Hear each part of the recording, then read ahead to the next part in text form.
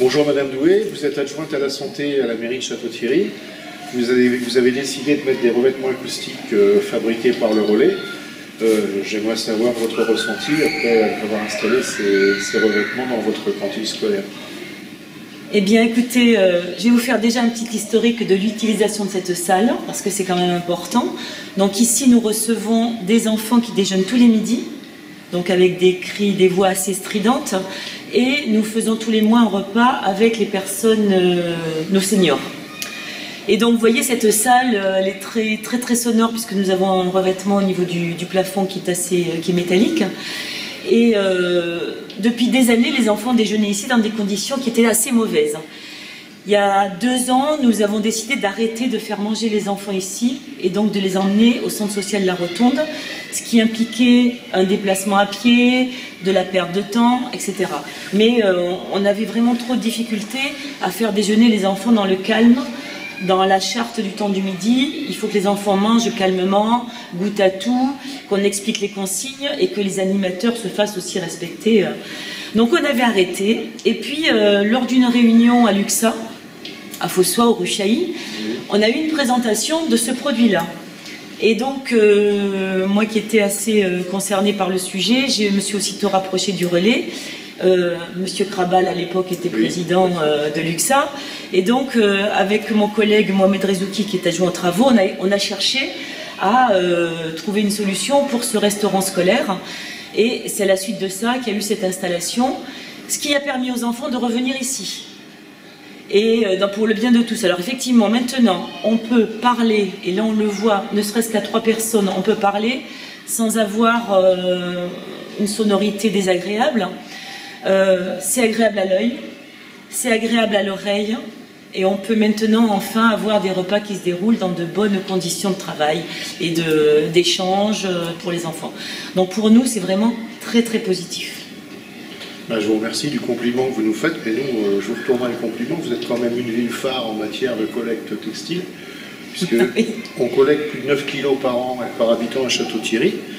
Donc je ne demande que ça, que d'avoir d'autres communes comme la vôtre. Pour l'instant, vous êtes les seuls sur un peu plus de 500 communes qu'on a en partenaire. Vous êtes les seuls qui atteignent des sommets comme ça, la moyenne nationale étant à 2 kilos. Vous êtes très loin au-dessus des autres. On en est très fiers. On en est très fiers, d'autant plus que ça permet aussi d'aller dans le sens du développement économique, puisque vous créez des emplois. Grâce à ce... Il faut savoir qu'à Château-Thierry, là, actuellement, on collecte 130 tonnes par an. Ça correspond à 3 emplois que vous retrouvez dans le magasin Langfranc, d'ailleurs, à Château. À Château-Thierry, rue Carnot. Donc voilà, on a une boucle qui a été bouclée, la santé, mais en même temps le développement économique, et puis le bien-être de tous. Et alors évidemment, on vous fait de la publicité. Ça, maintenant, lorsqu'on a des enseignants qui viennent, ou alors... des équipes qui viennent ici, ou alors même au niveau de nos seniors, on dit voilà, vous savez qu'on peut aménager des salles de ce type grâce à ce genre de matériel. Et on fait évidemment de la publicité pour le relais. Stéphane, tu peux peut-être ajouter comment c'est fabriqué, puisque tu es référent en technique nationale. La fabrication en elle-même est assez simple. Hein. On part d'un vêtement en coton, qui soit essentiellement le blue jean, qui donne le bleuté de notre produit. Donc le blue jean, le t-shirt, le velours, qui va être défibré sur une unité spécialisée qui est dans le Pas-de-Calais. On va donc faire de la fibre longue. Cette fibre va ensuite subir un traitement feu par imprégnation au cœur de la fibre. Bien évidemment, quand je parle de traitement, je parle de produits sains aussi qui ne viennent pas gréver, augmenter le nombre de COV dans l'atmosphère, les composés organiques volatils qui sont néfastes, on en entend de plus en plus parler. Donc ces produits-là, on les retrouve au seuil minima et en dessous du seuil minima dans l'isolant métis.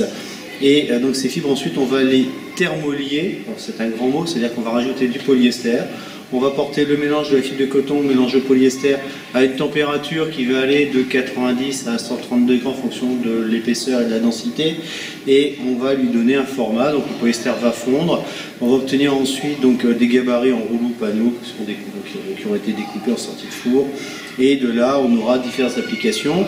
La thermique et l'acoustique par les panneaux bâtiments, et ici l'application même du panneau acoustique qui est simplement un rapport de densité du matériau qui vient amener ce confort d'absorption et donc de calme et de, je pense, j'ai bien compris, sérénité dans le repas des enfants. Absolument. Et donc notre prochain projet, c'est d'équiper d'autres restaurants scolaires sur la ville avec ce genre de panneaux, puisqu'on a des bâtiments qui ont déjà quelques dizaines d'années, donc la conception forcément n'est pas toujours idéale. Et comme ça nous permettra d'utiliser de moins en moins nos sonomètres dans les écoles, puisqu'on a des sonomètres avec des petits bonhommes qui sont contents, pas contents. Et là, je crois qu'en ce moment, le bonhomme, il est très très content grâce à vous. Ouais, merci. Merci beaucoup. Merci beaucoup.